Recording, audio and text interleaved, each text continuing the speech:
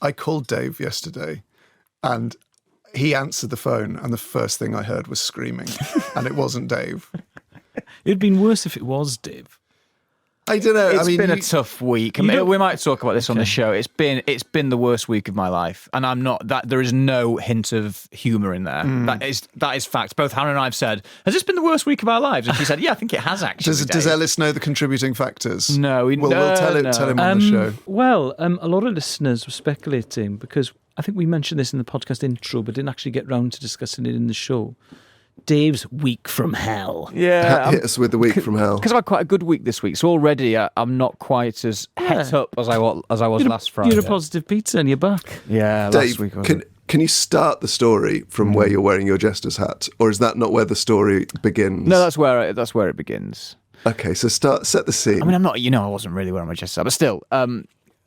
So Sunday morning of the Man United derby, I was going to the game. I've been kindly invited along by my friend Dan, who often gets me tickets, which I'm very fortunate to have. Manchester is a city divided. City in blue, United in red. Yeah, all of that kind of stuff. That's it. Yeah. The keys were in the door, and as I said to John, my jester hat was on. My snood was in place. I was ready to. My Kappa tracksuit was well and truly adorned. Your Man City key fob. Yeah, exactly. As my key was in the door for a day of derby, which there is no better day as a City fan. Swans playing Cardiff in April 2nd. Big. And also what went on to be a fantastic game as well. In hindsight, the key was in the door. Hannah turns around and says, "Oh, I've got COVID." So that was that. Because also she was ill with it. So I knew I was pretty sure I didn't have it. I tested and stuff. But at the same time, I'm not just going to leave my wife, who is clearly going rapidly downhill with 3 kids. Yeah, fair enough. So that was the derby out of the question. Okay. And already I'm looking at the week ahead thinking this is going to be tough. And then the Sunday evening, I saw a couple of spots appear on Lila. Which at the time I thought nothing of it. So by this point... Derbyitis? Yeah, she gets so nervous.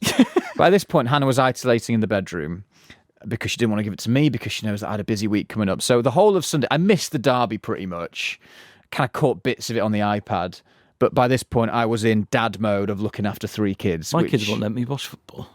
Yeah, well, it's hard, isn't it? Because you've got to look after your kids. To be cook, man. And it's hard looking after 3 kids on your own. I will not lie about that. It's a tricky business. And then it was only on a Sunday evening I thought, well, you know what, at least they're all back at school and nursery in the week. Hannah will be off, but that's fine. She'll be in the bedroom. I can crack on and it'll all be okay. Sunday evening I see a couple of spots on Lila. Turns out Monday morning, very clearly, very quickly, obvious that chicken pox is now in play. Oh, man. So Hannah's in the bedroom. Lila's got some spots. Okay, this is big. I look at Beck. Beck's got some spots. He's now covered in it. Chicken pox. So now 2 of the 3 kids have gone under. Okay. Here's the kicker. How ill are they with their chicken pox? They get iller as the week goes on. Great. Yeah, it's good stuff because Lila doesn't really know how to deal with it. Beck's too young. He's rubbing his bum on the floor like a dog because he's got an itchy bum from it. Not with my kids. That's how I dealt with it. Yeah. And then on the same day, you look in Alba's mouth, who's the twin of Beck, and she's got blisters in her mouth, and it turns out that she's got hand, foot, and mouth as well. Oh. So by Monday afternoon, I'm looking after ultra contagious, isn't it? Ultra contagious, Elis. Have you had it as an adult? No, because my kids have had hand, foot, and mouth, but Izzy and I never got it. I think it is more contagious around the kids. It is, but if you get it as an adult, it's quite unpleasant. Yeah. What is it? It sounds awful. Well, in the kids, it's blisters in your mouth, which is the bad bit, because then you won't eat. So I basically have Beck, who's... by the way, Beck's teething really badly as well. Oh, quality. Absolute quality. Yeah. So basically... It's like Jeff Stelling should be commentating on these illnesses coming in. Yeah, transfer deadline. Yeah, so then... Monday, Tuesday, Wednesday, it is backs to the wall, all hands on deck. And I like to think of myself as a fairly positive guy, but my goodness gracious me, by So you're trying to keep the kids apart? Not really, but I'm looking after all 3 kids. So Hannah's still in the bedroom, so she can hear it all. And I'm trying to bath the kids, shower the kids morning, evening, because also then you've got to try and get rid of the chicken pox. So you put in oats in tights to get the skin dry from the bath. Yeah, I've done oats in tights. And then you're also giving Albus some medicine. You put in the foam, this foam which did nothing on the spots. But then you read it and you actually realise it just cools the spots. Yeah. Oh yeah, cools. That's what you want, just something to cool the chicken pox. They're going to understand what that means. I don't know why I felt stupid putting oats in tights. Yeah. You'd think it can't be that doing beneficial, anything. can it? Oats in tights in a bath. So I'm sleeping on the couch by this point because I'm not in the same bed as Hannah. And may I say, most of this was to make sure I could get here for that Friday show. So all good, fair play to Hannah to kind of take her out of the equation, say, you've got a big show on Friday. We don't want you to get COVID. And then because the couch is so low, I twisted but did my ligaments in my knee. My medial ligaments went halfway through the week, so I couldn't walk. So I would say by Wednesday, to quote the great Thierry Henry, I'd lost pretty much 90% of my vavavoom. Right, okay. So you're like Virgil van Dijk. You're on one knee. Yeah. One kid's got hand, foot and mouth.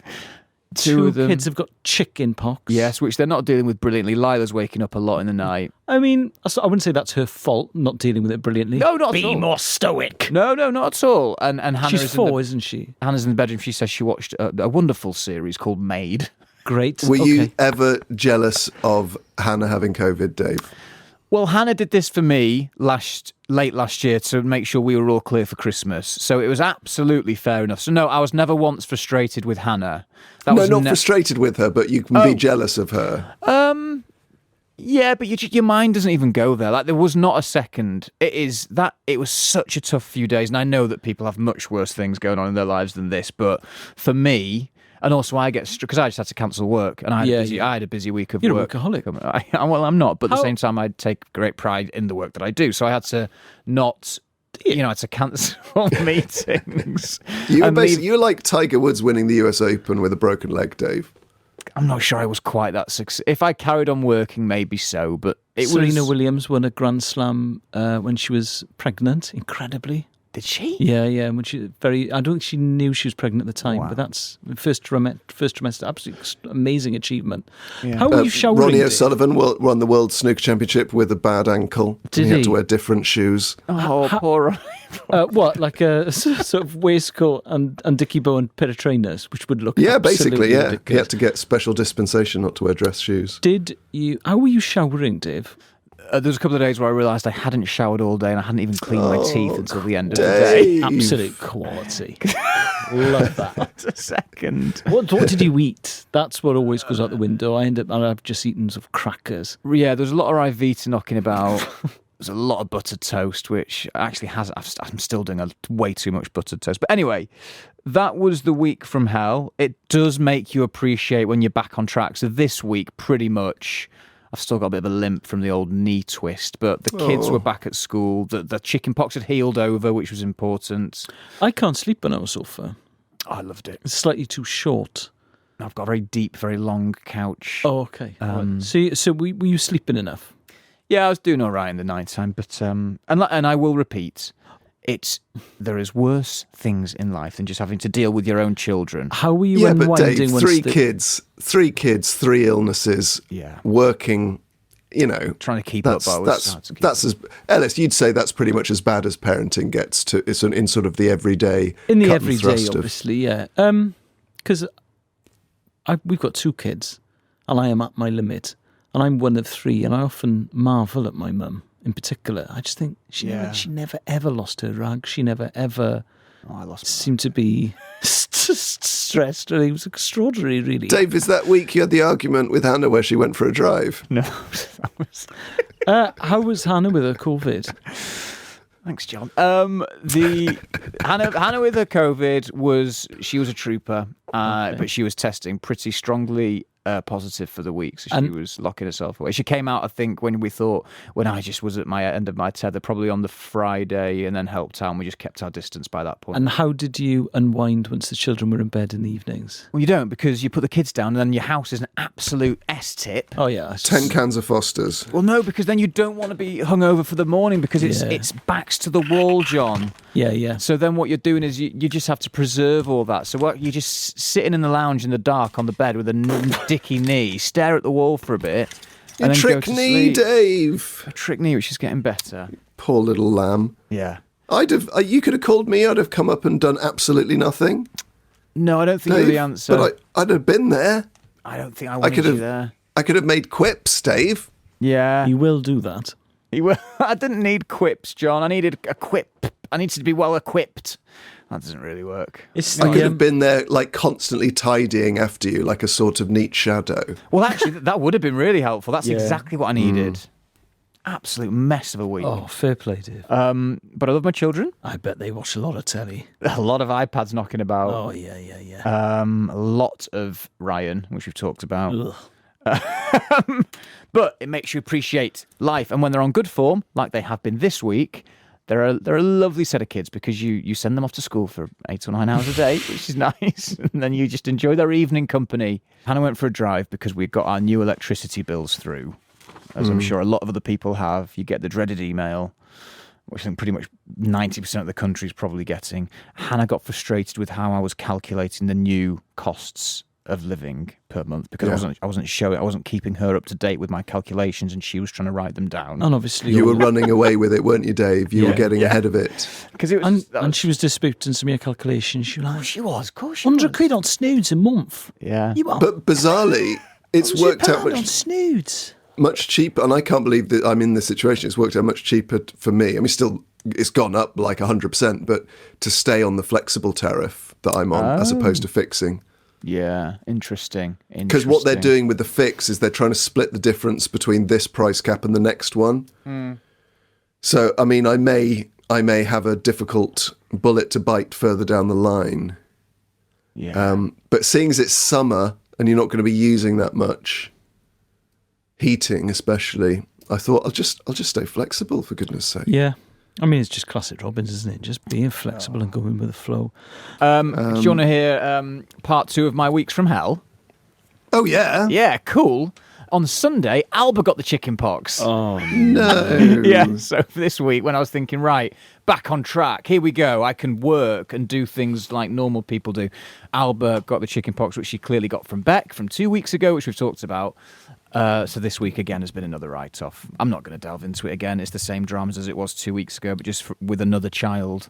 Give me the other dramas, Dave. I need this, mate. Well, it's the usual stuff. Just your kids losing their mind because they're uncomfortable, because chicken pox do land in all the places. and so itchy. So itchy.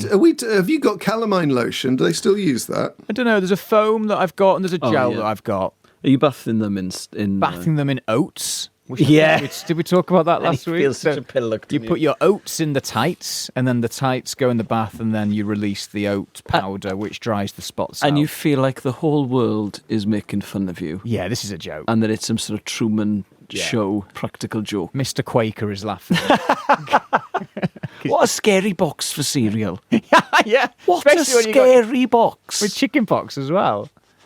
Another thing is the Weetabix men used to be skinheads. Do you remember that? Did They used to have Doc Martin boots and vests and braces. What a weird marketing exercise that was. Don't remember that. Anyway, so that's just a little. I'm not going to delve into that again because it's very morbid, isn't it? Morbid's the wrong word. That is true. I'm going to have to Google. I'm sure that the Weetabix men were briefly skin. They were never punks, I don't think, but I'm sure that they were skinheads. Fair enough.